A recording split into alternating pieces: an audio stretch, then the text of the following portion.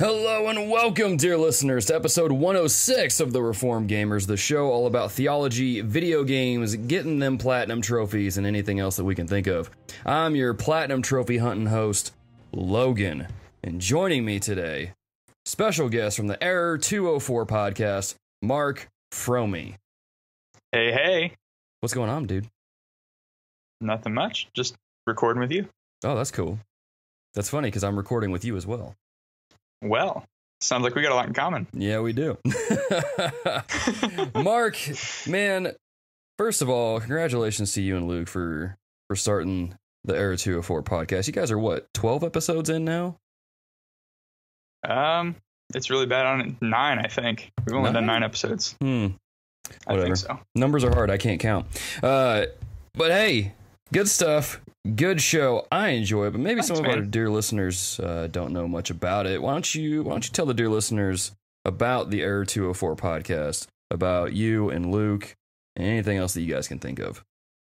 All right. Well, dear listeners, Luke and I are a part of the dear listeners. And so I think I've been in Reformed Gamers for 2 years or something like that.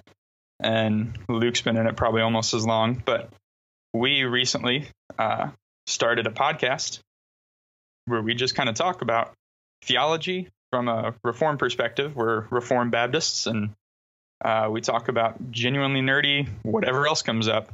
And so we've talked about movies, TV shows, video games, art. We had Nate McKeever from TRG on 2 weeks ago, where we talked about art. And we just talk about whatever it is we can come up with and try to give some insights and share some thoughts and be entertaining while we do it. So if you want to come give us a listen, we'd be happy to have you. Yeah, man. Like I said, I've been listening to it. I just realized I'm actually behind on y'all's episodes. I still have episodes 7, 8, and 9 to listen to. But I saw y'all talked about The Punisher, and I was like, one, I need to hurry up and finish that series. Second of all, I need to listen to that episode immediately after I finish, because I mean, I'm not gonna like take away from y'all's episode. I'm gonna, let the dear listeners check it out for themselves. But what was the consensus between you and Luke? Did you guys like The Punisher? Did you not like The Punisher? So it was actually interesting because, I mean, you've listened to most of our episodes. We don't disagree on a whole lot. Luke and I are pretty aligned on most things. Mm-hmm. And we didn't totally agree on Punisher. Wow. Luke was he loves it. I mean, he was saying the only Marvel show that is higher on his list is Jessica Jones. Wow, that's interesting. Which Jessica Jones is my favorite as well of the Marvel shows. It is. I actually just finished Defenders. I wasn't a huge fan of the Defenders. No, I don't think a lot. I didn't even watch Iron Fist. I don't really have any desire to. It's not good. Yeah, Daredevil's phenomenal. Yep, Daredevil is a fantastic show. But I thought Punisher was just okay. I mean, it was good, but I explain on the episode why I think Punisher will only ever be good and not be a great show. And they would have to make some drastic changes, I think, going forward for me to consider it a great show. Sure. But I didn't think I'd get to watch it. We weren't sure what we were going to talk about going into that episode, because that was the week so my wife and I live in Michigan, and we just recently moved here. And we were back down in Southern Illinois, where we're from, visiting family for Thanksgiving. And I was there for 10 days. And so the day that Punisher came out was the day we drove down there. Mm-hmm. And I was like, there's no way I'm going to watch this show before Luke and I get together on Black Friday to do a live stream. And we actually recorded together. Like, there's no way I'm going to watch a show while I'm visiting family and stuff in that time. But I worked remotely. I work an IT job. And so I worked from my parents' house while we were down there. And for the entire time I worked, I just had Punisher on in the background. And so when I'm working a full day, I've plowed through the entire show in 2 work days. That's impressive. Yeah, there's only 13 episodes or something like that? Yeah, I think it's a 13 episode show. So. Yeah, you could easily knock that out. So yeah, it wasn't bad. So I'm curious, why is Jessica Jones your favorite? I'm not saying this to hate on you or anything. I'm just curious, because usually when I ask people what their favorite Marvel Netflix show is, it's almost unanimously Daredevil. So to hear that it's Jessica Jones from you is interesting. Yeah, I think the reason I like Jessica Jones so much, I feel like there is a lot of depth of story. I love the characters. Kristen Ritter is a really underrated actress in my opinion. And she's really, really good as Jessica Jones. And David Tennant as Kilgrave is absolutely insane. Yeah. And so I think the quality of the characters and it deals with a lot of dark topics, but it deals with it, I think, really well. Just in the sense that like it's not overly explicit or grotesque or anything, but it still carries the weight of what like Jessica Jones comics are and stuff like that. And so I really appreciated it for that reason. I found it extremely entertaining. I enjoyed the performance of all the actors and actresses and the way that the show was paced and progressed. It never felt too long. It never felt too short. Daredevil, as great as it is, I think there's some moments where it has its lulls. Yeah. I didn't get into it as much. Daredevil took me a lot longer to watch. When I started Jessica Jones, I was just flat out hooked, and I plowed through that shit quick. And so I think that's really what factors into it more than anything. Yeah, fair enough. I think when it comes to Jessica Jones, at least for me and my wife, our favorite part of that show easily was David Tennant, because we love Doctor Who, and he is my wife prefers David Tennant as the Doctor. I prefer Matt Smith because he's a little more happy-go-lucky kind of fun guy. So seeing him, I like David Tennant better personally, but and that's fair. Like, I mean, it's like trying to pick between two pieces of cheesecake. They're both awesome. I mean, so you can't really go wrong. But yeah, he plays an amazing villain, which sounds weird to say, but he's a great actor. Fantastic actor. Yeah. So yeah. But anyway, dear listeners, hey, if you want to let us know what you think about Netflix's Marvel characters and which one's your favorite, you can let us know on Twitter at TRG Podcast. Or if you're if you're listening to this episode on YouTube, let us know in the comments. But that being said, just a quick plug, I guess, just to get it out of the way now. We are on YouTube now. Some of you are probably listening to this episode on YouTube. So, hey, dear listeners, thank you for supporting us there. We are close to 100 subscribers, like almost like 2 weeks later. And it's like very, very exciting. So it's nice to see that grow. I will say this, YouTube did inform me that if we manage to get 100 subscribers, then we can actually get a feature that allows us to customize our own URL. So instead of people going to youtube.com/HG150, whatever it is now, it can actually be youtube.com/thereformedgamers. So just saying, Sweet. If you haven't subscribed yet, go over there, hit the subscribe button, hit that bell icon so you don't miss any episodes or any videos, and we'll go from there. But in case you couldn't tell from the intro music, the episode art, and just really the title of this episode, we're going to be talking about Dishonored this episode. Mark Fromme is, word on the street is, he is the Dishonored guy. Not like he's Dishonored himself, but like he is the guy that knows Dishonored really well. Mark, just real quick, how many times, you were telling me before the show, but tell the dear listeners, how much time have you put into the first Dishonored game? Yeah, the first Dishonored game, I was just checking Steam, and I owned it on 360 earlier when it was close to its release date. I played through it a few times there. So if I had to guess on 360, I probably put 15 to 20 hours in, and on Steam, I've got 83 hours in the first game. So that's over 100 hours. That's a little over 100 hours. So yeah, just saying, that's a lot of time into a linear story game. So yeah, but we'll get into that a little bit later if the game's really linear or really not. There you go. But yeah, so it's a cool game, and we're actually gonna cover really the whole entire franchise in a broad fashion. And in doing so, dear listeners, if you've never played Dishonored, which I was surprised to find out in the group that there were people who had never even played the first Dishonored game, let alone even heard of it, because I remember when the game came out, it was like game of the year all over the place. You know, it was one of those hot games that everyone was playing, it seemed like. So, but that being said, if you've never played the game, if you have never even heard of the game, we will be avoiding spoilers for the most part in this episode. So you should be able to listen to it pretty easily enough. But that being said, Hello and welcome to the Reformed Gamers. We like to start off the show like we always do with a little bit of what we've been playing and what we've been reading. And Mark, man, I don't have a nickname for you yet. So, because I can't call you the Dishonored guy. That sounds bad. That sounds really bad. Anyway, I appreciate your care enough to not call me that. Yeah. Man, what have you been playing? Tell the dear listeners. Well, I've been playing a lot of Mario Odyssey. I picked up this. My wife let me get a Switch, I guess is the best way to put it. I didn't have one. I'd kind of wanted one. She wanted one too, but we just weren't making room for it in our budget. And when Mario Odyssey was getting closer, and then once they announced the special edition Mario Odyssey bundle with the Switch, my wife was like, "All right, you can get that." And so I picked up I pre-ordered that, got the Mario Red Joy-Cons, which I love. Those are sick. And they look real good. Oh, they're great. They're awesome. And I've played a ton of Mario Odyssey. I've got 753 moons, I think, as of yesterday. Are you serious? Yeah. Wow. Man, I was feeling good hitting 300. You're over here like over 700. I think I've cleared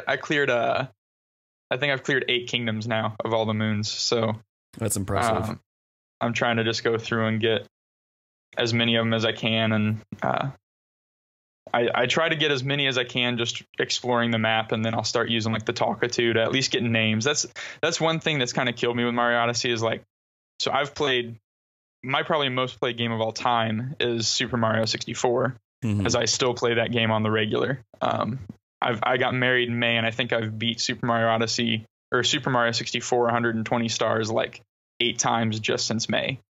Wow. Yeah, I like my Mario, man. And you're gonna talk to Adam. You're gonna have to talk to Drew from Gotham Central and friend of the show, dear listener supreme, Jonathan Steele, man. Because I mean, between y'all, I mean, we could probably just grab y'all together and you could just do a Mario episode from the sounds of things. Dude, that would be awesome. I'd be super down for that.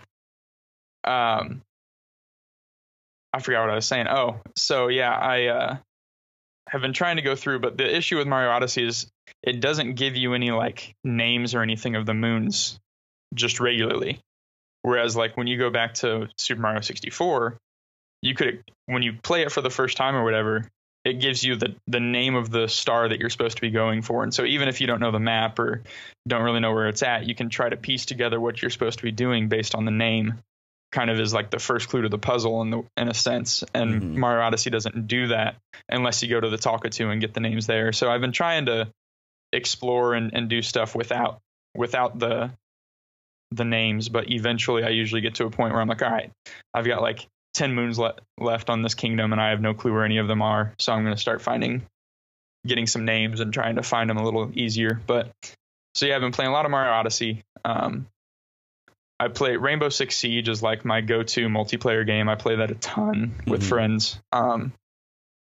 Just a fun tactical shooter and a good time with friends. Since I moved to Michigan, it's a good way for me to stay connected with like I play with my brother and brothers-in-law. Luke and I play that game all the time. I play with a few other people out of TRG. Just convinced Kyle Nielsen to pick it up while it was on sale, so he's jumped in with us and nice. Play a lot of that game. And then on Black Friday, my wife and I know you made the switch not too long ago, but you dropped the Xbox One. I did. You already had a PS4, but you switched to the PS4 Pro. We did not have a PS4. We had an Xbox One, which was essentially just a Netflix machine. Sounds about right.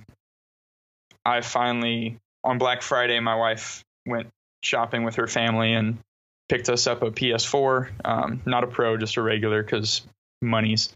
Right. Hey, you still got a PS4 though. Finances, right? I did. I know, right? Hashtag finances and backlogs. And so we picked up the PS4, traded in the Xbox. Yep. And loaded up on games. So my backlog has increased a ton because there's so many PS4 games that were exclusives that I've wanted to play. Oh yeah. And I haven't because I haven't had the PS4. And then Black Friday sales, I picked up the Nathan Drake collection. So right now that's what I'm playing through is the Uncharted series. I started the first one the other day. I'm a little over halfway through, and I'm super excited for that series. Following that, I'm definitely going to hit Horizon Zero Dawn. Yeah, you are. I picked that up on Black Friday. It was only $20. I was like, how do you not get this game for $20? If you own a PS4, and somehow don't have Horizon Zero Dawn yet, and then it's on sale for $20, then what are you doing with your life? I know. Like, it's a no-brainer. I had a friend text me that day, and he was like, I see Horizon is $20 on the PlayStation Store. Should I get it? And I had to stop for a second because I had a little bit of like a nervous breakdown. And then when I recovered, I asked him, what do you mean? Should you get it? I thought you had it already. And he just, why didn't you already have it? He just kind of went silent. And I'm like, dude, yes, it's $20. Pick it up. You're going to get at least 30 to 40 hours out of that game. Come on. What are you doing? And so he got it. Yeah. And all he's been doing is playing Assassin's Creed. And I'm like, dude, come on. Stop. Oh, man. Stop. I know AC Origins is actually good this year, but come on. It's Horizon. But here's... Yeah. Oh, sorry. Here's the most important question I'm going to ask you all episode. Oh boy. All right. You have a PS4 now. I do. The real question is, when are you gonna make time for Persona 5? Ooh, that is a question. And I thought about when I got it, I was like, man, Logan's talked a lot about this Persona 5 game. Mm-hmm. I don't have it yet, but eventually. I got a kid on the way. See, I know I'm gonna let that slide late nights. I'm gonna let that slide for several reasons. One being, you have a kid on the way. Two, you've got a lot of PlayStation exclusives to get caught up on. So I mean, as long as you put Persona 5 down the pipeline, I'm okay. Yeah, it's not as good as Persona 4 Golden, but it's still enjoyable. I want to get it at some point and play it. So, just for you, Logan. Yes, my man. Anyway, how's Uncharted treating you? You liking it? Oh, I enjoy it. It's really funny. Like, I never really played through the series. I know what the series is. I've followed it some. It's always interested me. But I remember like getting into Drake's Fortune, the first one, and playing through it. As I was playing it, I remember when this game first came out on PS3. Like, I didn't have a PS3, but I remember it coming out, and I remember being at like GameStop and playing a demo, like one of the just like display demos for it. Oh yeah. And thinking it was really cool. I was like, this was a really neat game, and I never touched it since. And so I picked it up, and I'm like, man, is it possible to have nostalgia for a game demo? Because I have nostalgia for a game demo. It's a thing now. It is. So it's been enjoyable. My wife was enjoying watching it too. So I'm hoping I'll probably finish at least the first one this weekend and maybe jump into the second one. Yeah, man. Man, to go back and play that game again for the first time.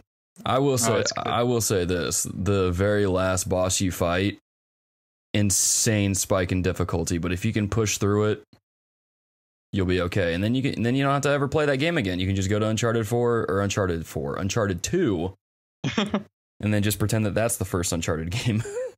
Nice. That's good to know, because I've been kind of just rolling through it. I'm only playing on normal because I tend to be Luke makes jokes on our podcast that he's the casual gamer, I'm the hardcore gamer. Okay. I've always had like a natural knack for games. I remember playing games as a little kid, and it was just always something that I was really good at. For me, I'm a little younger than you. I remember playing like Star Fox 64 and Super Mario 64 when I was like really little. And my favorite story from my dad actually growing up was our church had like a Super Bowl party one year, like down in their fellowship hall, and all the youth had all these game systems set up in the back. And I was back there with them because I was like 5 or 6 and watching them all play games, and I wanted to play, but all these like middle schoolers and high schoolers wouldn't let me. And so being a 6-year-old, I went and cried to my dad. And he said he came back and was just like, can you guys just let him play like one game? He'll satisfy his little craving and he'll just go back to watching or whatever. So they let me play a game, and they had Star Fox 64. I was like, I want to play that because I played that game at home and loved it and all this kind of stuff. And so my dad said he remembers walking back like half an hour later to check on me, and like all of these middle schoolers and high schoolers are surrounding me watching me play Star Fox 64 because I'd gotten further than any of them had ever gotten in the game. And they were like astonished. And so he said like there were like consoles that had nobody at them at different TVs because they were all just watching me. And so that's awesome. From that age, I've been that way apparently, but Luke makes fun of me in Rainbow Six Siege because he's put more hours into it than me, and I'm at least consistently better than him. Being a multiplayer game, you have those down streaks, but he makes lots of jokes about it, and so playing on normal is not really what I usually do. I tend to play hard or higher, but with having so many Uncharted games to get through, I'm like, I'm just going to play on normal and roll through it. And I tend to be I'm a story driven gamer. Like my favorite games have a strong narrative, and so Uncharted really fits into that. I've really been enjoying it because it's very story driven, which I love. I really like. Good, man. You'll have to let me know what you think of that difficulty spike at the end, because I can tell you right now, you playing on normal, it's going to seem like you're playing on the hardest difficulty. So, oh boy, enjoy that. Enjoy that, like everybody else has that's played that game. But yeah. So is that all you've been playing then? Yeah, that's all I've been playing for the most part. Cool. Reading. Oh, we'll get to that here in a second. Oh, okay, you're gonna play. Yeah. That's right. But yeah, so as far as what I've been playing then, not a whole lot, just a couple games. I've been playing Wolfenstein: The New Order again. I originally played it last year, I think. And I remember playing the game and going, it's just okay. Whereas Adam's like, this is one of the coolest first-person shooter games ever made. Which I don't know if he actually said that, but he did think highly of the game. And now that I'm playing through it again, or at least now that I have played through it again, yeah, it's a really well-crafted story, and it's a really well-designed game. It's pretty generic in terms of gameplay, but the story, the characters, the themes, it's very, what's the word? I mean, it is dark, it is heavy. It's about an alternate universe where the Nazis won World War II, and they took over the world pretty much, and so you're trying to take them down. But it handles some different themes in some very mature ways that I was kind of impressed to see playing through it a second time.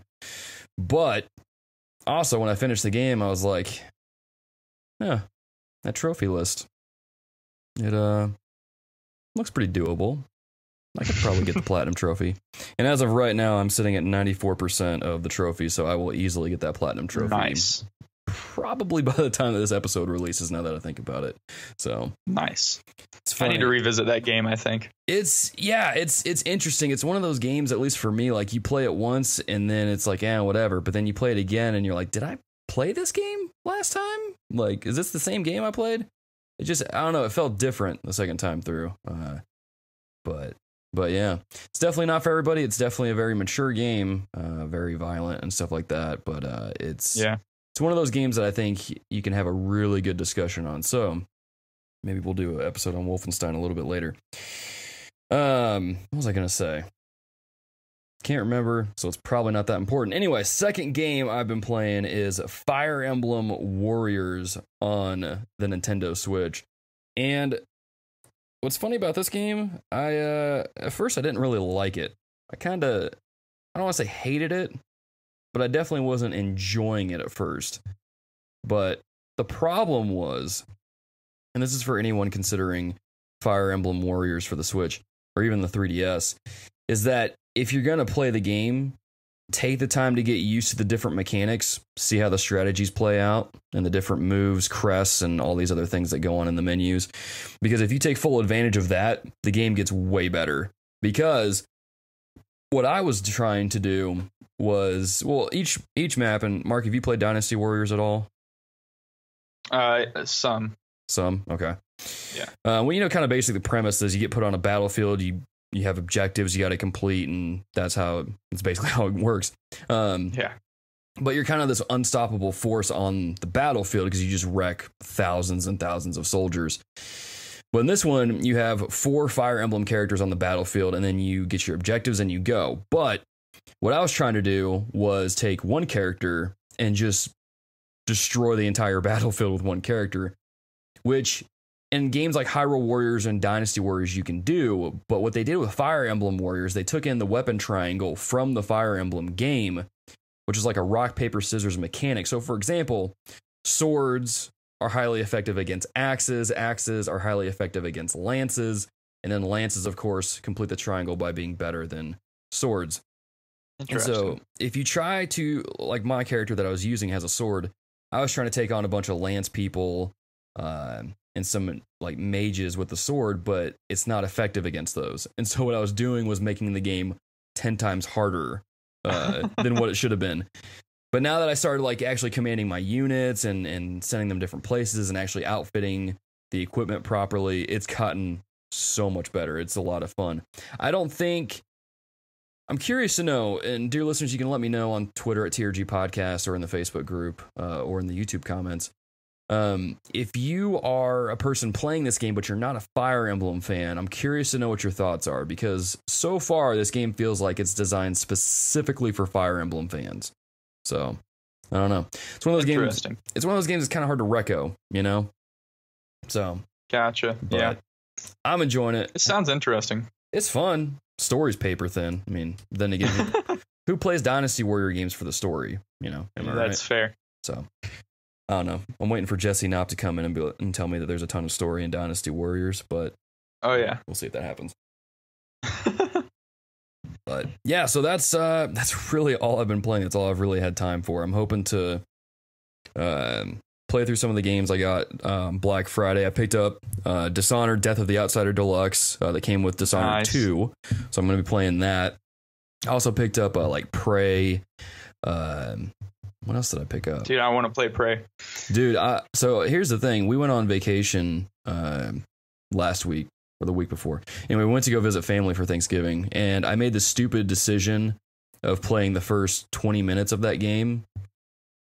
And it was a mistake because all I wanted to do was just keep playing it. But I was I was about to leave to go visit family for the weekend, so I couldn't do that. And but it's good. It's got a really great opening. It's very stylish, which I always appreciate. But, yeah, it's fun. I don't know if you knew this or not. It is the exact same game studio that makes Dishonored. I thought the studio sounded familiar. Arcane Studios? Yes. That's what I thought. It had that kind of feel to it. So yeah. I played the demo. When they put out the demo, I played it. Oh, I forgot there was a demo. It set a really interesting atmosphere that creeped me out, but made me want to play it so much more. Yep. And I haven't picked it up, but eventually, I will play it. Once you finish playing through all of PlayStation's exclusives. Yeah. So in like 8 years, I would get to Prey. Well, Persona 5 is going to add at least 2 to 3, so yeah, it might be close to that. But no, yeah, so that's what I've been playing. That's really about it. I haven't been able to fit any more games into my time. I'm trying to focus on one game at a time when I can, so that way I'm not dabbling in 5 games at once because nothing gets done. That being said, Mark, what have you been reading, man? I've been reading some good stuff and some bad stuff. So I'm in seminary right now. Yep, that'll happen. You'll read good and bad. Oh yeah, and I'm in apologetics class, which going into apologetics was one of the things that I've probably studied the most outside of like a school setting. And so going into like an intro to apologetics class, there's been a lot of stuff that I'm just like, okay, this is pretty basic. Yeah, you're like, I've got this. I already know this stuff. Yeah, exactly. And at the same time, the other part of it is I'm going into it with a pre-established attitude towards all the different methodologies and those kinds of things. And the entire class is pretty much built around William Lane Craig. Okay. And I personally have a whole lot of problems with William Lane Craig. And so this is the perfect class for you, is what you're saying. Oh, it's perfect. It's wonderful. I'm reading 2 of his books and have to listen to his podcast weekly and all kind of it's just constant William Lane Craig intake, and it's making me want to bounce my head off a keyboard. It's been beneficial in the sense that I've been able to write papers that are dissenting and still it's helped me defend where I stand and why I stand there. And I've been getting good grades because I've been defending my point well, which is helpful. The other side of that too. And so I've been reading Reasonable Faith and To Everyone an Answer. And Reasonable Faith, I'm not a huge fan of. To Everyone an Answer is not as bad because it's not only William Lane Craig. There's a bunch of other authors, and they talk about some stuff that I like a little more.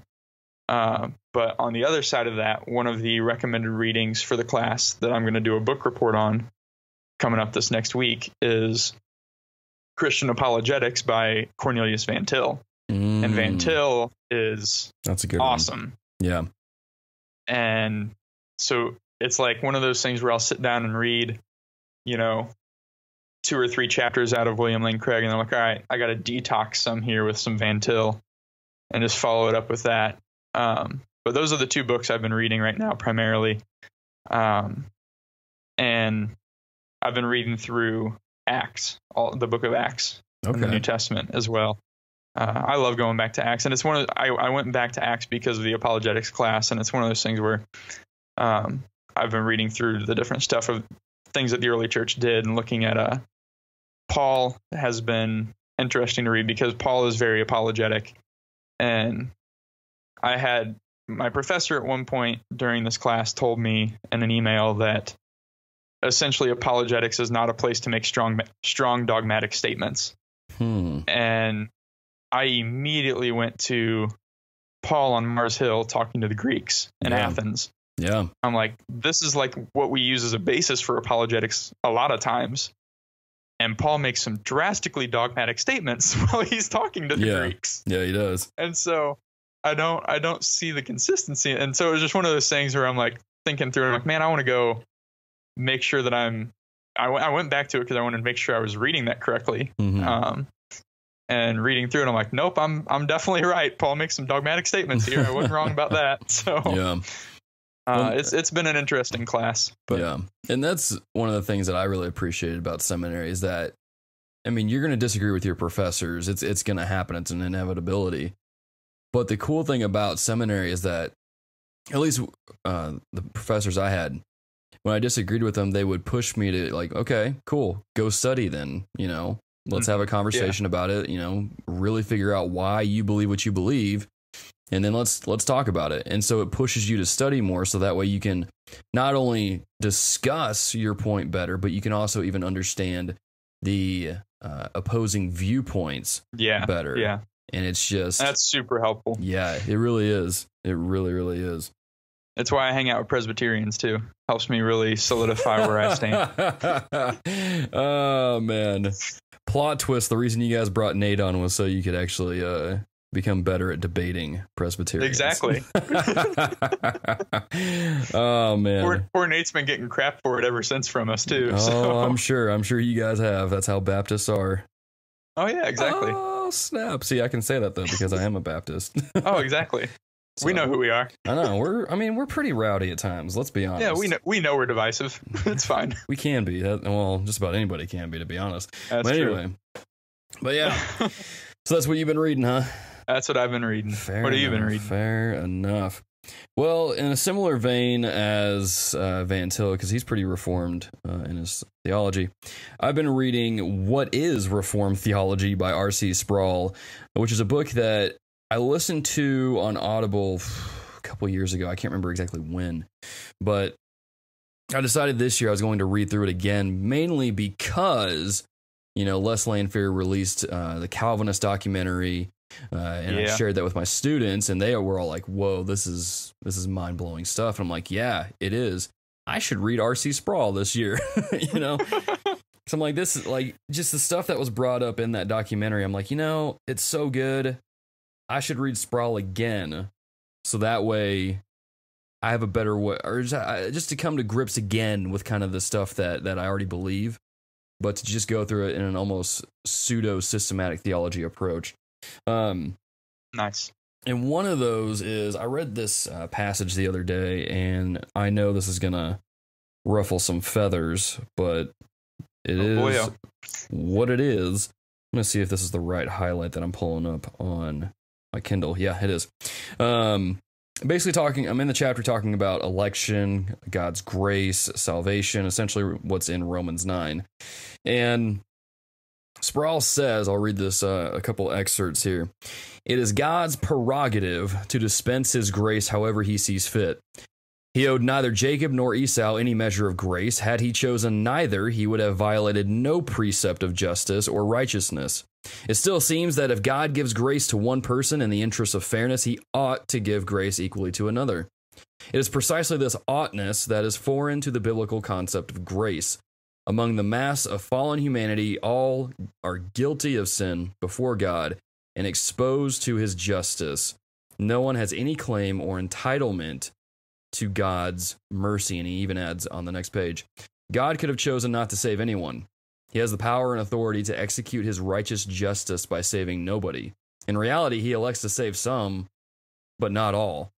Those who are not saved are not victims of his cruelty or injustice. They are recipients of justice. No one receives punishment at the hands of God that they do not deserve. Some receive grace at his hands that they do not deserve. Because he is pleased to grant mercy to one does not mean that the rest deserve the same. If mercy is deserved, it is not really mercy, but justice. And I read that, and I'm like, R.C. Sproul, I agree with you. But man, that's good stuff. You are going to rustle some jimmies. You are going to rustle some jimmies. But, and that's the thing, though. And I was thinking about this when I read that and just kind of rolling it over in my head. If you read Romans 9, where it talks about, Esau and Jacob and the whole dilemma with that, it's probably going to make you very angry and be like, and kind of make you upset with God. But you really got to consider the fact of the matter is God doesn't owe us anything. Absolutely not. He doesn't. It's like what Sproul said. God could have not saved anyone and he wouldn't have been in the wrong because perfectly just. Yeah, exactly. So, even and it's supported in Romans 3. No one is righteous, no, not one. No one seeks after God of his own will, And so you read that stuff and it's hard to grasp at times. It really is. And I remember when I first heard about this and first really even read Romans 9 carefully in college, it's difficult to grasp. It's difficult to deal with. But the thing is... No, very much so. Do what? No, I was just agreeing with you. It's very difficult. It is, but the thing of it is, it should bring you to a deeper understanding of like, we don't have control over God. When we try to tell God what's fair and what's not fair, sorry, our standard doesn't apply to him. He's the one that sets those standards. And so I know leaving it there is probably not the best place to leave it, but what I would encourage some of you, dear listeners, to do is either pick up R.C. Sproul's book, What is Reformed Theology, or just open up Romans 9 and just honestly read from Romans 1 to 9, so that way you get you can see the chapter in context of the book and see kind of how Paul builds to that conclusion. Because really, it's, if anything, it makes me think about like, why did God even save me in the first place? Because it's not based on anything I did. It's not based on anything that I could have done. But God gave me his grace. I don't understand it, but something to be thankful for. So yeah, I think when read rightly, it leads to humility more than anything else, and it should. Yeah, it should, because again, we don't deserve anything. If there is something that we deserve, it's what the wages of sin are, which is death. Yet, because of Jesus, dying on the cross, taking our sins upon himself, he satisfied the wrath of God and then purchased grace for the elect, so, which are his family. So, and that's, I probably opened up a can of worms, and I can only imagine what the YouTube comments are going to be like now, but what'd you expect coming to a Reformed Gamer podcast? There you go. Well, I can. Yeah, it makes me think of. I'm going to add a little bit, if that's okay with you. In another book by Sproul, one of his Crucial Questions series, I was reading through Does Prayer Change Things a while ago, and in that one he starts talking about the pride that can be found in believers and things like that.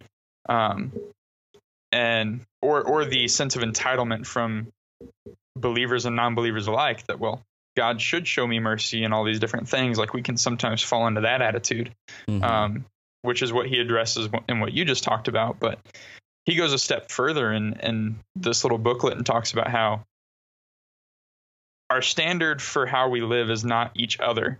Our standard for how we live is God himself. And so in that, the expectation is perfection. And so he talks about how, like, people get prideful or puffed up about the living better than people around them. And Sproul points out, he's like, even if you lived your life perfectly, you haven't earned or merited anything from God, because at that point, all you've done is what's expected of you. Ooh. Like, there's no, you haven't gone above and beyond. You haven't done anything extraordinary. You've done what God's standard is. And so even if you lived a perfect life, which obviously we do not, it's like, even if you did, God still doesn't owe you anything, because you've only met the expectations. Yeah. And so to realize that, it's like, man, praise God for his grace. Yeah. Yeah. Yeah. It's even no wonder that he saves anybody at all. So absolutely. But man. Anyway, so to throw this as a brief distraction from people who are slowly getting mad at me for bringing this up, I've also been reading Mistborn by Brandon Sanderson. Great book, really cool stuff. It has a lot of similarities to Dishonored in terms of the world and the themes and stuff. So that's cool. Well, I got a book I need to read now. It's pretty cool. I'm not gonna lie. I'm having a lot of fun reading it. And fun fact, Brandon Sanderson is apparently a Mormon or so. I read online. And I know some might be like, whoa, wait a minute. What? I bring that up to say this. You can tell that he uses that kind of worldview in his book, in the way that he keeps graphic violence, nudity, sexual themes, all that jazz out. Like, I don't even think there's any kind of cussing in the book. I'm halfway through it right now. So I brought that up primarily to somewhat assure some people that there's no questionable content in there as of yet. I haven't seen anything that alludes to the Mormon worldview just yet, but I mean, it might be. But if there is, that's rare. That's a rare gem in fantasy. Yeah, because I mean, because this. Oh my gosh, my wife was reading some fantasy book a couple weeks ago. I can't remember what the name of it was, but she came across this portion where it just, like, out of nowhere, there's a sex scene, and she's like, "Wait, what?" You know? Yeah. So it's kind of nice being able to read a book and then none of that junk's in there. It's like, oh, breath of fresh air. Yeah. But anyway, so that's what we've been playing. Dear listeners, before we get into Dishonored, we're going to take a quick break. And then when we come back, we're going to talk about a little bit of development history with Dishonored, give our spoiler-free review, and talk about some of the themes across the Dishonored video game series. Stay tuned. Hey, this is Drew from the Gotham Central podcast. Tune into our show each week as Mike, Ross, and myself bring you all the latest news and reviews from your favorite DC Comics television show, Gotham. Listen in as three aspiring Reformed theologians discuss some of the best story arcs, comics, and movies in the Batman universe. You can check out the Gotham Central podcast on iTunes, join our Facebook group called Gotham Central, and follow us on Twitter at Gotham_Central. We hope you tune in each week. Same bat time, same bat place.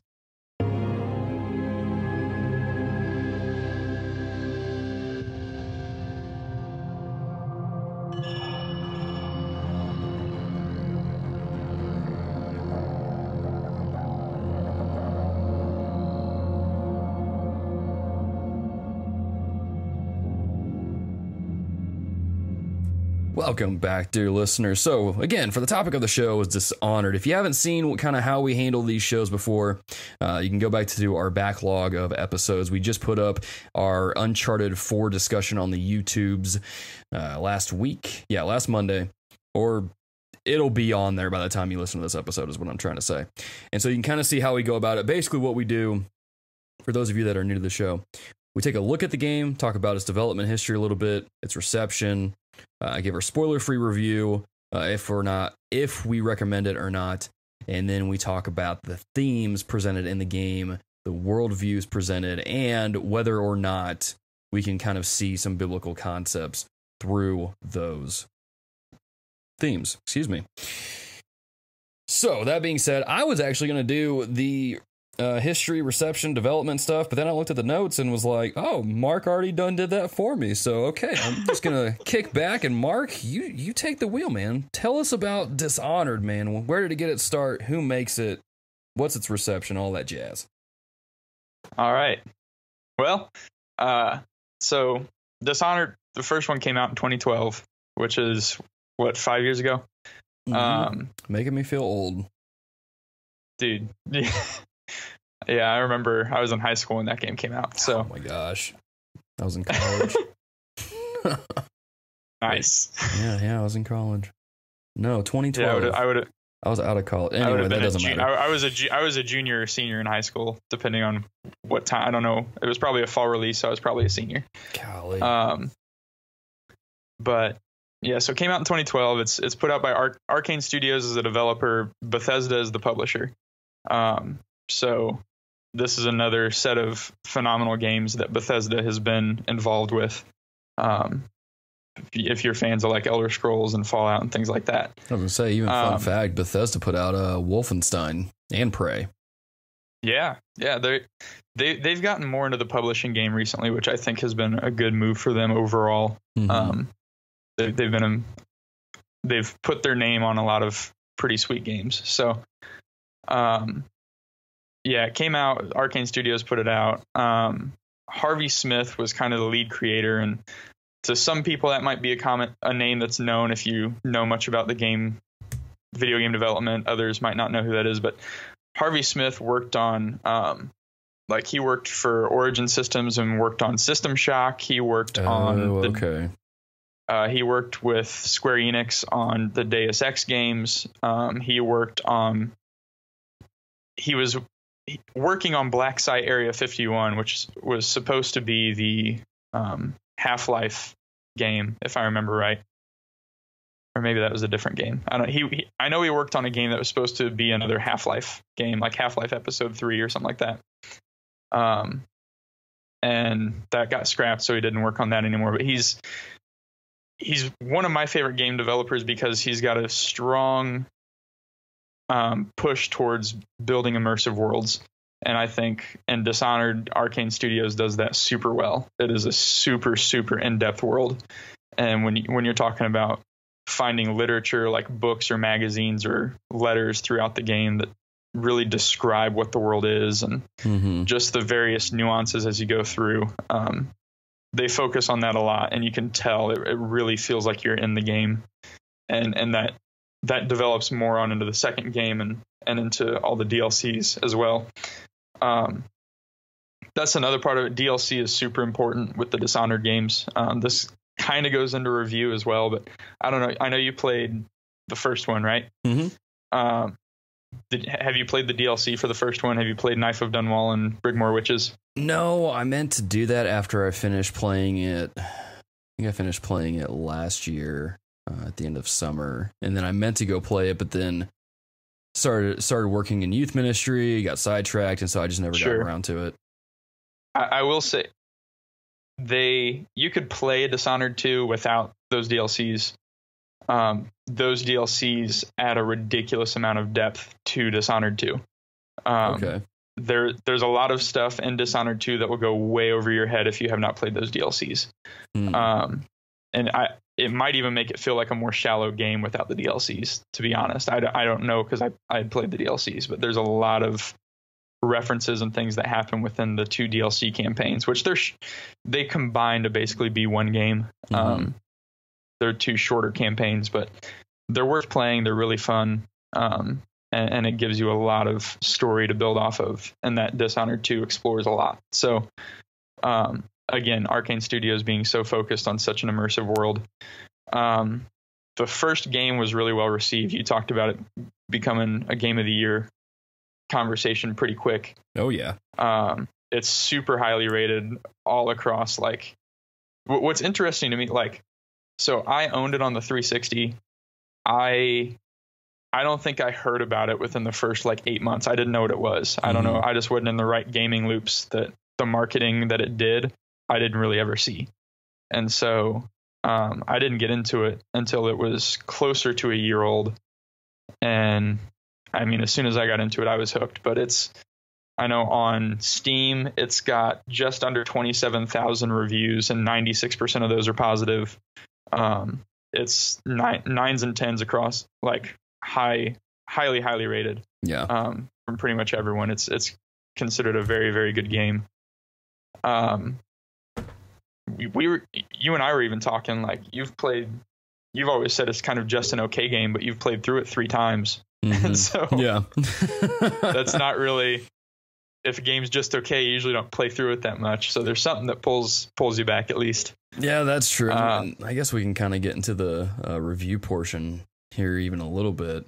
I would say it's pretty obvious that you enjoyed it. If you put over 100 hours into it. I've put like 50 or 60 hours into the second one too. So golly. So anyway, yeah, it's one of those games where, and well, I mean, for those of you that don't know anything about the story, I mean, the story is you basically play as Corvo Atano, who is kind of like a bodyguard of some sorts, who is framed for murder and is then basically put on a quest for revenge, or so to speak, in the first game. And so, I mean, those are that's kind of the themes of what we're dealing with. And you play as a supernatural assassin almost that can teleport around and all that jazz.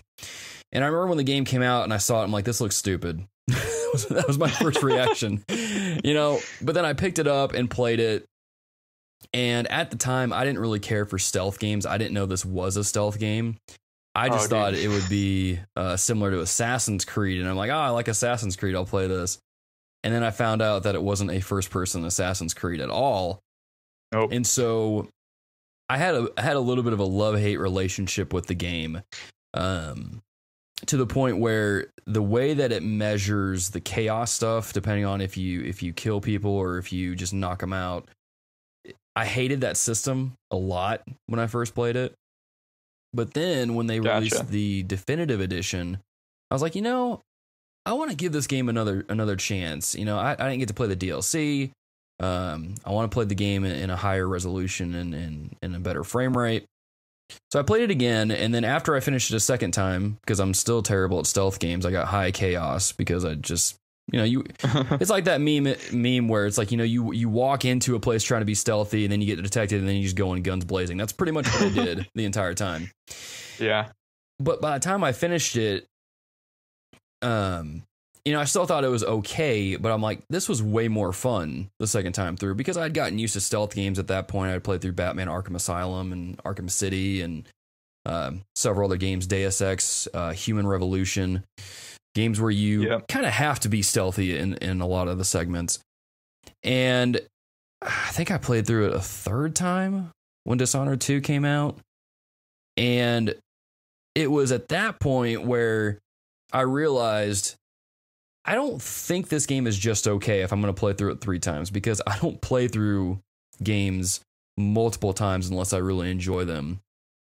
And just some of the ways that you can do different moves and different combos and use the different abilities to pull off some very impressive moves, I think is what makes this game really great. Is that, you mentioned earlier that at the top of the show that the game's kind of linear, and I don't, in a sense, yes, the game is linear, but I feel like every single playthrough I had was distinctly different in a unique kind of way with the different kind of move sets and the way I use powers. It's like, it is linear, yes, in the terms of story, but it's almost like a sandbox when it comes to your abilities.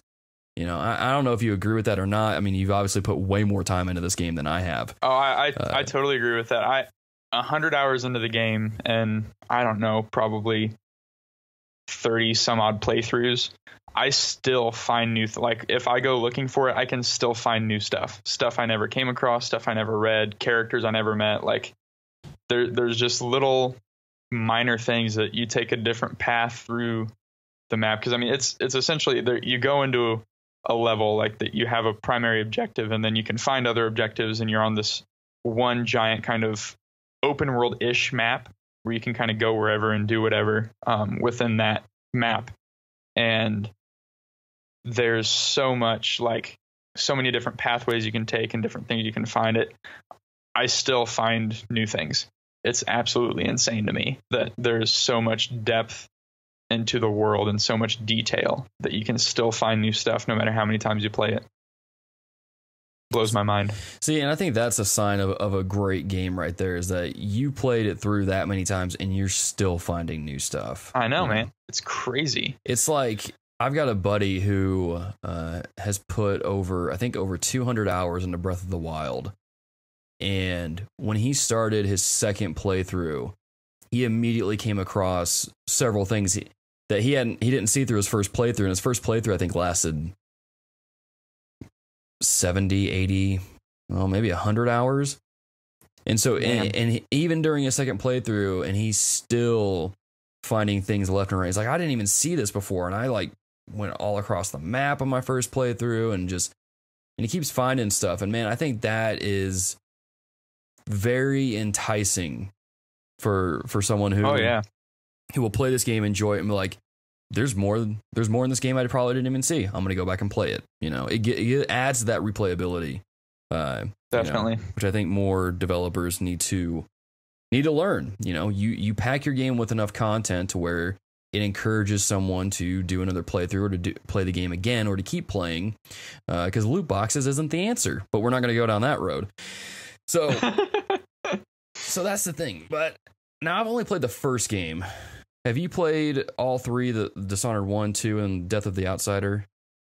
I have. I've played Dishonored 1 30 some odd times. I've played Dishonored 2 4 times. I'm midway through a 5th playthrough that I started and didn't finish. And I've played through Death of the Outsider twice. Okay. So I gotta ask, man, you being a Dishonored fan, why was the second one not received as well? Man, and here's the thing. I don't totally know, because I like it as much, if not more, than the first one. It wasn't received as well. I think because part of it definitely is it was overhyped by fans, because Dishonored 1 was so good. Everyone was expecting like this new entry that's like far above and beyond what the first one was, right? Yeah. And I think in a sense, it's at least on par. I do think it's better. Like, as I'm sitting here just processing more, I like the second one more. There's the AI system is a lot better. It's running on a different engine, and the gameplay is familiar, but it takes a lot of different tweaks on it and stuff like that. The story's phenomenal. And so I think the issue is Dishonored 1 was such a good game that the expectations for Dishonored 2 are unrealistic. It's the same thing that happens to a lot of sequels, where people overhype it based on what the first one was. And even if it's as good as the first one, that's not good enough for fans. Yeah. And so I think that's why it wasn't as well received. It had some issues, some performance issues initially. Like I played PC, and it had some pretty high requirements for the game. And even with that, there was some areas where it had some really bad frame drops or different issues like that. But they fixed those pretty quickly, and it runs really smooth. It runs really well. I don't get why it was as poorly received, but it really wasn't. And it scared me because Harvey Smith and Arcane Studios were really disheartened by that. And Harvey Smith was really like, man, I put so much of my life and my time into this game, and people don't like it. I might be done. Like he was going to be done with the series just because people didn't like it. He wasn't going to spend his time on another. And as the fan of the series that I am, that made me really sad. And so when Death of the Outsider came out, I was super pumped. And Death of the Outsider it's a standalone DLC essentially. Like, it's its own game, but it's shorter. It's cheaper. I think it was only $30 on release instead of the normal $60 price tag for games. And that game was pretty well received as a whole, and kind of built some of the Dishonored hype back up. And so I'm hopeful that they will kind of see that people do still really like it. And I'd love to see a third one. I think they could, again, the world is so deep, and there's so much stuff that they reference and kind of build without actually exploring it. Because Dishonored takes place in Dunwall, And then Dishonored 2 takes place primarily in Serkonos, which is another area of the world, but they have a map of like 4 or 5 different giant regions. And so it's one of those things where there's all these other areas that they could go explore that are referenced all the time throughout the games. I would love to see some games in those different areas just to explore the world more. And I hope they go that route. I'm not sure if they will, but until then, I'll just continue playing through the same ones over and over again and finding all the new stuff. You'll be putting 100 hours into Dishonored 2 and Death of the Outsider. Oh, yeah. Oh, yeah. So I mean, dear listeners, I mean, we'll do this, and then we'll get into the themes of the show. I mean, I think it's safe to say that you would recommend this to the dear listeners. Highly recommend. I would say at least play the first game just to see what it's about. And then if you don't like it, I mean, that's fine. You at least tried it. But if you wind up liking it, hey, there's 3 or 2 other games to play. And at Dishonored 2, you can play as 2 different characters, right? You can play as Corvo and Emily. Is that her name? Yes, you play as Corvo and Emily. Yeah. So I mean, technically, you pick at the very beginning, and it follows the same path, but there's variations in the story based on the character you play, and they have a totally different set of powers and things like that. So they play very different as well.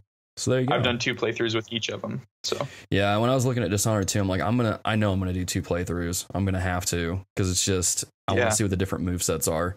But yeah, so I mean, dear listeners, at least try out the first one, see what you think. If you don't like it, hey, now you know. But if you wind up liking it, you can thank Mark for hooking you up with a new game.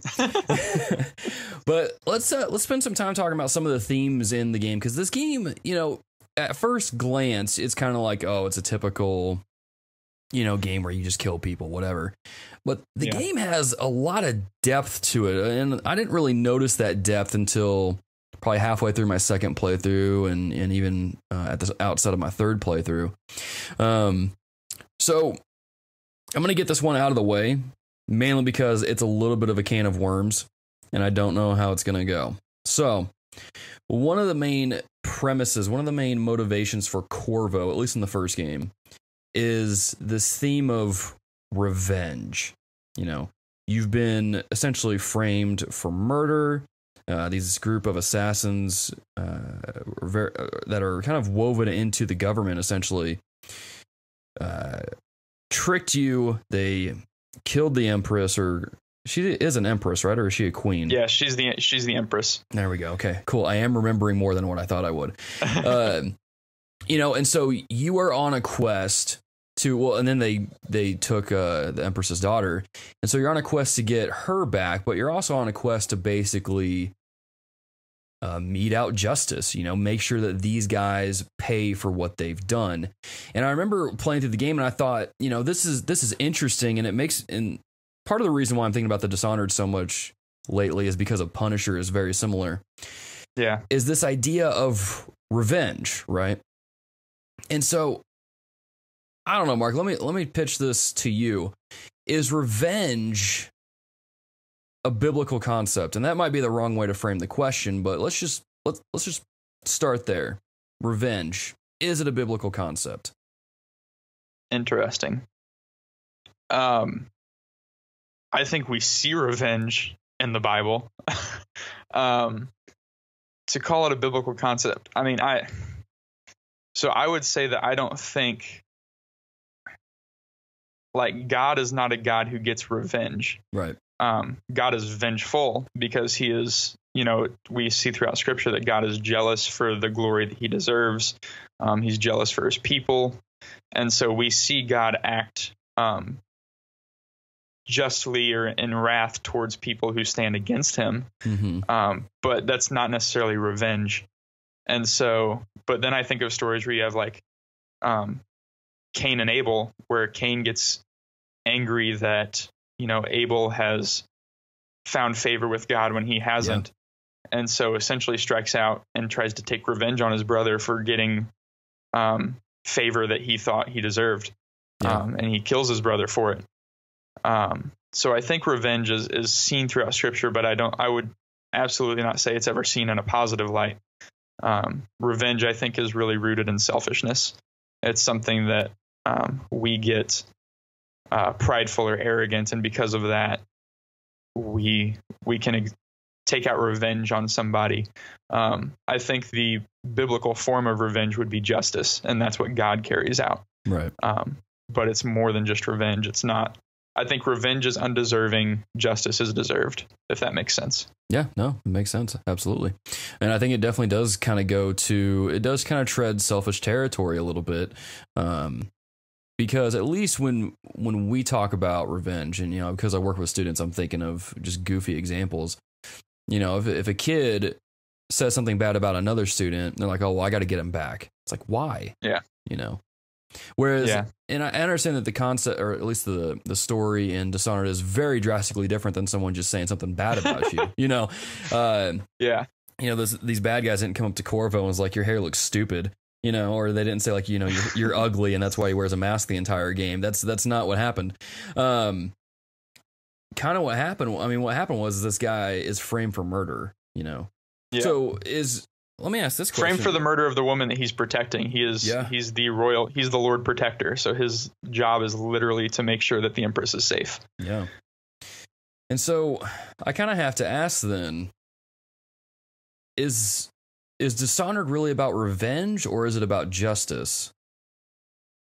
See, that's a good question. And I think more about, this is what I love about the game, is it depends on what characters you're looking at. I think that Corvo is a silent character in the first game. He actually does have voiceover in the second game, which makes for an interesting playthrough, to kind of hear his thoughts out loud and stuff like that. But so in the first game, he's a silent character.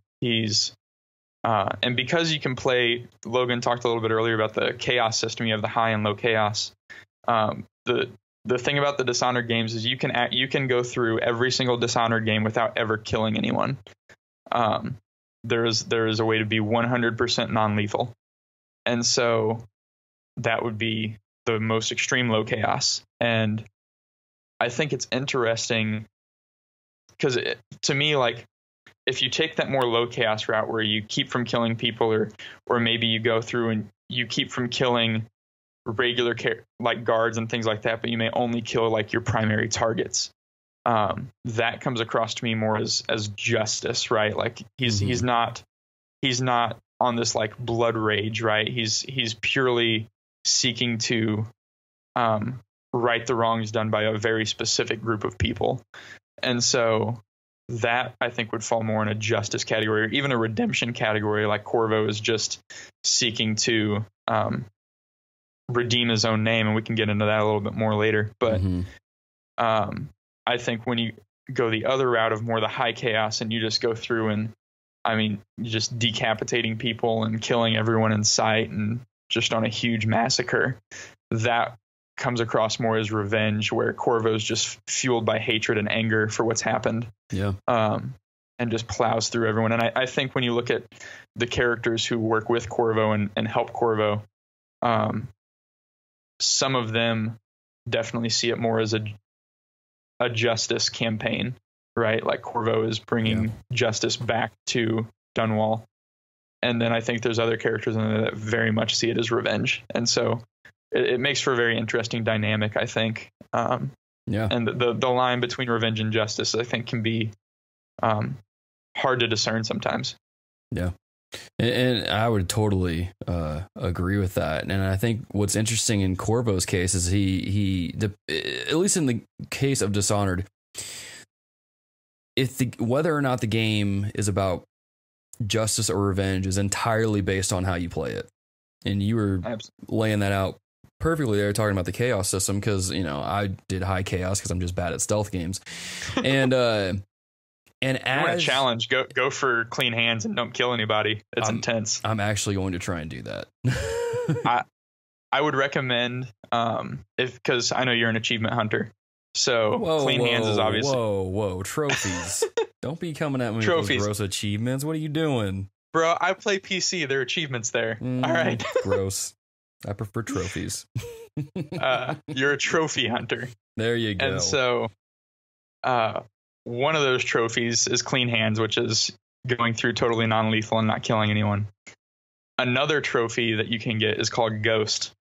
And that is, you go through the entire game without ever being detected by anyone. Challenge accepted. Dude, if you go for one, go for them both. Like, I think when you shoot for Ghost, clean hands becomes easier, because if you're trying to stay out of sight anyway, it's easier to just not kill anybody. Exactly. So, but that's a fun playthrough. I'm sure it'll be very quote unquote fun. But kind of where I was going with the chaos thing is, depending on your actions, I mean, it really affects the people around you.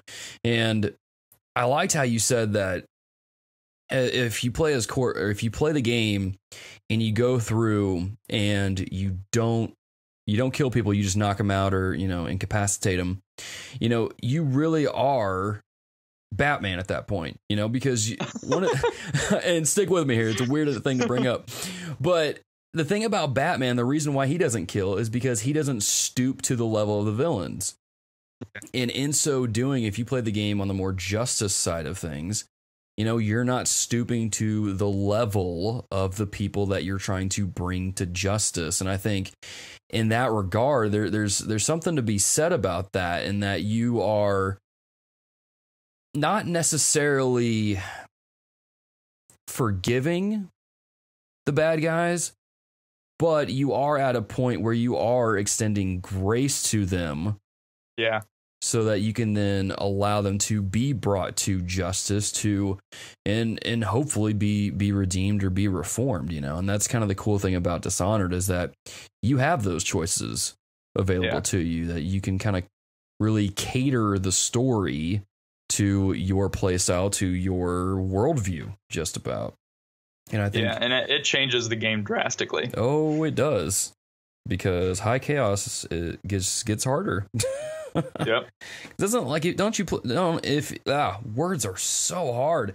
If you play high chaos, doesn't it make more of those rats appear more often? Yep. There's more rats. There's more weepers, which are the people that have the plague. There's like a massive amount more. It's crazy in some of the later levels how much more they're present versus low chaos, where like there's houses you can go into or rooms you can go into, where in low chaos it's just a bunch of people who are hiding or whatever it may be, and so they're totally neutral. They don't do anything to you. You can have conversations with them, stuff like that. But if you go into a high chaos playthrough, those same houses with those same people, but all those people will now be weepers, and they'll be hostile towards you and try to attack you and things like that. And so, man, all about them choices, huh? All about the choices. Speaking of choices, because it's a bit of a buzzword, I've seen the notes here. You under themes, you have man's free will. Man, why don't you elaborate on that a little bit and kind of where we see that in the game? Yeah. So this, and I might bring up the other theme that I have on there, that I put on there, which is seeing God as kind of an observer, because they kind of go hand in hand in this game. Okay. Where. So kind of the godlike character, the deity, is called the outsider. For those of you who haven't played, the outsider is this magical, powerful being who he comes to Corvo, and he's the one who gives Corvo his powers and all this stuff. But in doing so, he gives this whole monologue about, like, as Corvo, he talks about the revenge and justice kind of thing, right? If you can go on this path, you can go on a war path and kill everyone and seek out your revenge for what they've done to you, or you can spare them when their lives don't deserve it and all this kind of stuff. And but his whole thing is he gives that, and he's like, I'm curious to see what you're going to choose. And he doesn't. There's no influence from him, even though he is touted as this godlike character who has all these powers and abilities and probably could influence the things that Corvo does or the things around him. He wants to just watch and see. And he makes comments throughout the game as you go and all this different stuff. And so I think it's interesting to look at Corvo being a character that, again, the free will side of it, the choices throughout the game are really interesting to me from a more reformed perspective. Like, this God character, the outsider, really has no control over what's happening, and He's just there to watch situations unfold, and he makes comments about it, but he doesn't have a say in it. He can't control anything in it. And so, and that really takes effect in later games where you see things that maybe don't go his way. He can't really do anything about it because he's just there. Mm-hmm. Which I think is just such an interesting take on God as a being, because that's not what I believe about God. Yeah. And as people of the Reformed faith, that's not really, we don't see God that way. We see God in a much stronger light. We see God as much more than just that. God is much greater. And so playing through these games and the way that the choices influence even the outsider's perspective on Corvo and on the world, I think is a really fascinating thing to me. Yeah. And even more so, what's interesting is that the outsider is more of just kind of like what's the word? He's just kind of like, Jiminy Cricket on your shoulder, that kind of like moral, that agent of morality that's kind of ambiguous as to where he stands, but he'll bring up points that could push you either way. But it's like you said, he's not really in control. He'll say some things that kind of influence you and then just leave it there. And so what's interesting is, but even in that, you can choose to not let it influence you. It's true. He'll make a suggestion or say something, but ultimately you as Corvo have the choice of what you're going to do. Yeah. And so, I mean, you even brought this up about how God is the exact opposite. God is sovereign. God has control over all things. So let me ask you this question. Is the outsider a parallel of Satan? That's interesting. Because that was the impression I got during my second playthrough, is that he's not really controlling anything, but he is pushing you and asking, are you sure you really want to do this? Well, and then it's interesting, looking at that too, you have essentially the opposition to the outsider. They're called the overseers, the overseers, and they are essentially the people. They're from the order or the Abbey of the Everyman is what it's called. It's basically their religion or whatever. Mm-hmm. In the Dishonored world, but they believe in the outsider, mm-hmm. but they are the outsider is Satan to them. Anyone who communicates with the outsider or follows the outsider, like Corvo, there's times where you can interact with them or come across them, and when you use your powers, they will just call you a heretic and try to kill you. And so it's very much, I think that's an interesting take on it, that the outsider is more like Satan mm-hmm. than he is like a God character. Yeah. Or I guess some kind of like evil spirit, not exactly a friendly one, Yeah, well, and that's, again, I'm avoiding like as many world spoilers as I can. Because I mean, again, there's so much depth to this game, and I would rather people learn that on their own. If you want like a more spoilery, I'm going to plug our podcast again, just because our discussion on Dishonored, which is in our second episode, we get very spoilery and we get really in depth into a lot of those things. So if you've played through it or want a spoilered review, you can go that route. But there's a lot of neat things to discover about Corvo, or about the outsider. And the way that he came about and things like that. But he's very much he's a character that's full of hate, mm-hmm. and you can tell. Yeah. Yeah. One of the things that came to my mind when I was playing the game, and you kind of are first introduced to the outsider, is the verse where it says, test every spirit, to see if it's actually from the Lord.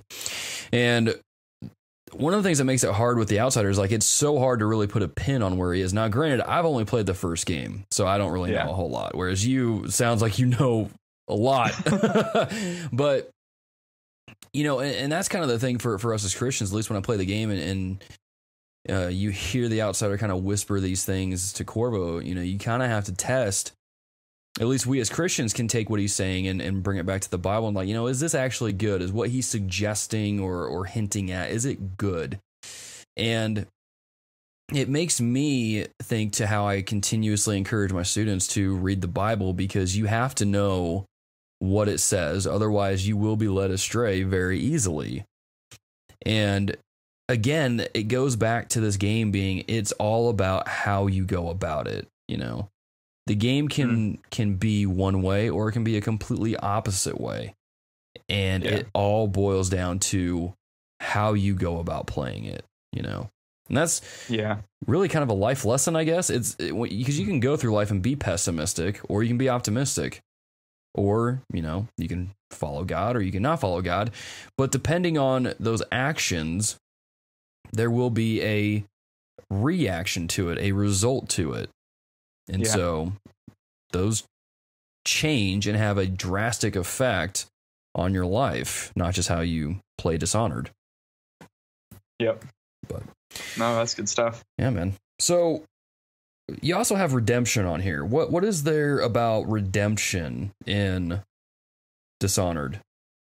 Well, so I think that the redemption goes along hand in hand. Whether you play high chaos or low chaos, whether you're going for revenge or whether you're going for justice, you're also going for redemption because it's your name that's dishonored, right? You as Corvo are the one who is being framed for the murder of the Empress and the kidnapping of the Empress's daughter, who now obviously is the rightful ruler of Dunwall. Mm-hmm. And so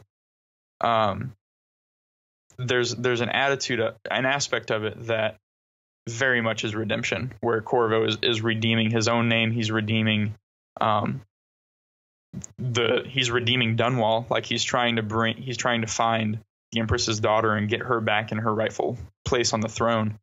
Corvo is one of the most loyal characters that's ever existed in a video game, man. Like, and I think that hits stronger on him being dishonored, right? Like, it's bad for anyone to be dishonored, but for someone who is incredibly loyal, it's almost worse because it spits more in the face of their character as a person. And so it rips their integrity away. Exactly.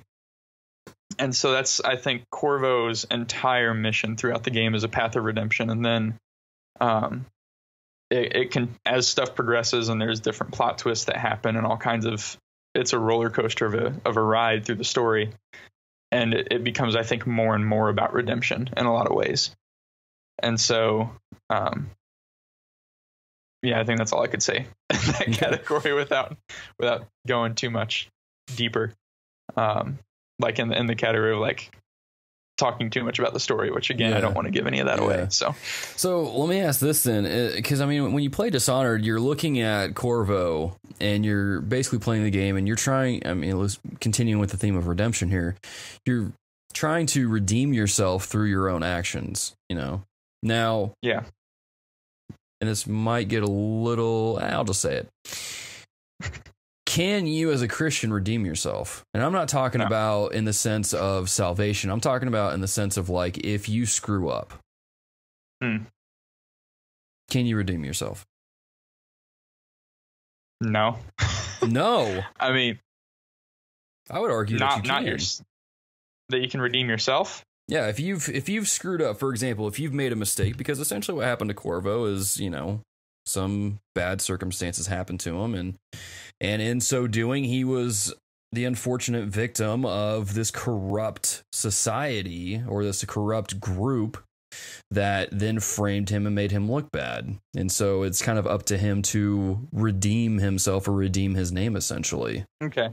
I see what you're saying. So I think what I would say is you can, if you mess up as a believer, if you mess up, you know, you sin or whatever, you can repent. You can turn from your sin. You can seek forgiveness, and by the grace of God, you can redeem yourself because you can do better, right? By God's grace, you can flee from sin. You can fight sin. You can do things. So, in that sense, you can redeem yourself as a believer. Yeah. But even in that redemption is purely from the grace of God. Exactly. Yeah. Because it's really all through Jesus, because he's the one that has already redeemed us.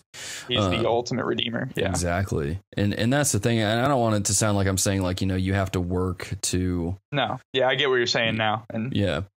You know, but well, at the same time, one of the things that's hard for Christians is that we can sit there and think, oh, well, Christ has already redeemed me. I don't have to do anything. Yet the entire book of Romans is like, no, because Christ redeemed you, because you have grace, you should live drastically different in light of that. Absolutely. And I think that's one of the things that makes Dishonored, at least for me, a little bit difficult to play through, is that there's just a lot of, and again, it kind of goes back to how you play it. And so maybe I need to play through low chaos and see how it changes things. But, you know, it's just you see this and you think, at least if you're playing through high chaos, you're on this path of redemption. But then you get to the end and find out, no, you're just a terrible person, you know? Yeah. And so it kind of makes you think, like, do we really want to get to the end of life per se and realize, oh crap, we were a terrible person the whole time? And there is no redemption, you know? I know this is probably going way too deep than what the developers intended, but no, that's a good point. Yeah. I mean, do you want to get to the end and look back and find out, oh, you're actually a terrible person, or you are redeemed, you know? So. I would say that that's not deeper than where the developers take it. I think the developers, when you look at like the ending kind of cutscene where there's kind of exposition through everything that's happened, based on high or low chaos, there's a drastic difference in that.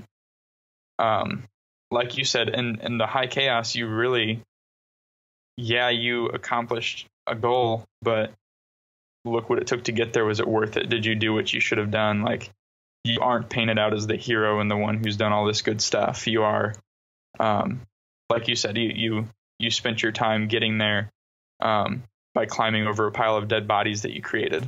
Mm-hmm. And did you really do what you needed to do? Did you really redeem yourself, or did you clear your name, right? Like, for someone who's dishonored, have you restored your integrity, or have you harmed it even more because of what it took to get there? Yeah. And I guess really just the way that kind of basically what you're alluding to is, you know, the ends don't justify the means. And even scripture says, you know, what is it worth for a man to gain the whole world yet lose his soul? Mm-hmm. And I think going back into our earlier theme of revenge, you know, yes, we as Christians, we have plenty of options, plenty of choices to make throughout the day. But when it comes to making those decisions, we really got to ask ourselves, you know, what is the end goal? And when we answer that question, we got to ask, is it worth getting there? You know, the process by which we get to the result, is it beneficial? Or is it only going to hurt us even more? Because you see that play out in Dishonored a lot. You know, like we said earlier, depending on your choices, it affects how people view you. It affects how people speak to you, and it affects really ultimately the world around you.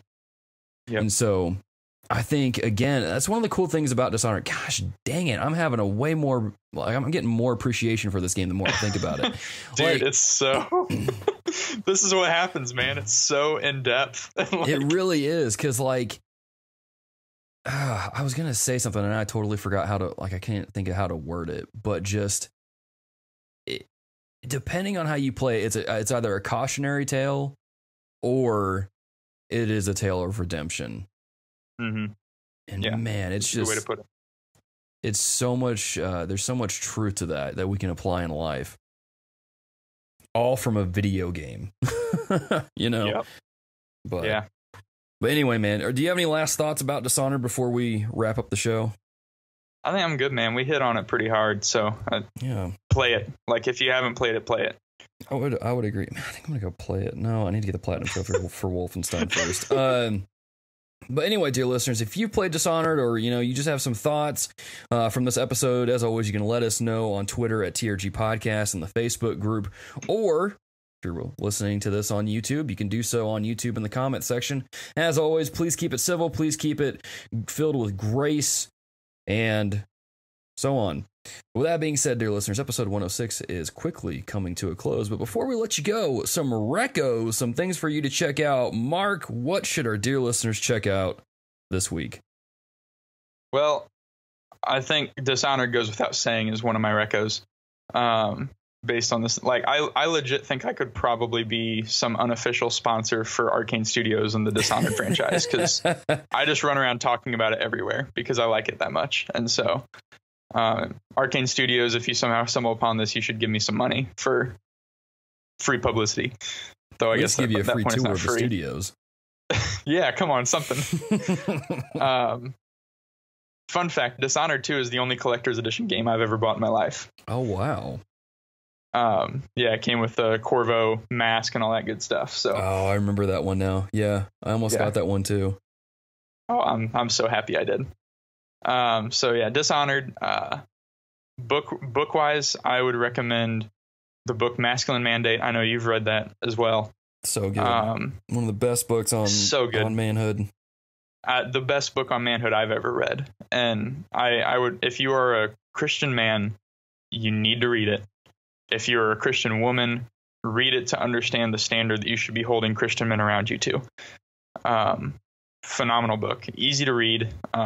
It's deep and it's meaty, but it's not hard. Yeah, highly recommend that book. And then if you're a multiplayer video game player, Rainbow Six Siege. Like, if you haven't played Rainbow Six Siege, you should. It's a fantastic shooter. I'm primarily a story gamer, but Rainbow Six Siege is a multiplayer game that I go back to again and again. Play it pretty consistently because it's just such a blast. So yeah, those are my recos. Fair enough. Well, so some of my recos are, of course, check out Mark and Luke's podcast, Error 204 podcast. I didn't reco myself. Luke might kill me for that. I gotcha. You're good. But I can't stop Luke from beating you up. So, I mean, hey, if it happens, there you go. What was I going to say? I don't know. I was going to make some joke. Again, clearly, this always happens by the time we get to the end of the episode. My brain's just like done. And so I'm going to see if we can get through recos and then we'll be okay. So my recos besides the Era 204 podcast is we got a sweet new Avengers Infinity War trailer recently. And did you watch it, Mark? I did. My wife and I watched it last night. How many times would you say you've watched it so far? Just one, but it was good. Fair enough. I've personally lost count. But anyway, dear listeners, go check it out. Get hyped. Unless you're a DC fanboy, then I guess you won't get hyped or something. I don't know. Fantastic trailer. Great stuff. Also, I'm going to reco Mistborn. I'm only halfway through the book, but my wife, however, burned through the series, or at least the first 3 books, in under a week and a half, I think. And she says it's one of the best fantasy books she has ever read. So, check out Mistborn. The first book is called The Final Empire. Check it out. Enjoy it. Let me know what you think. And enjoy. Also, now that I think about it, those of you that read Blood, Sweat, and Pixels by Jason Schreier, so glad to hear that you guys enjoyed that and you guys are digging that book. It is just, I would personally love to see more books like that come out, just to hear stories about the different developments behind games and so on and so forth.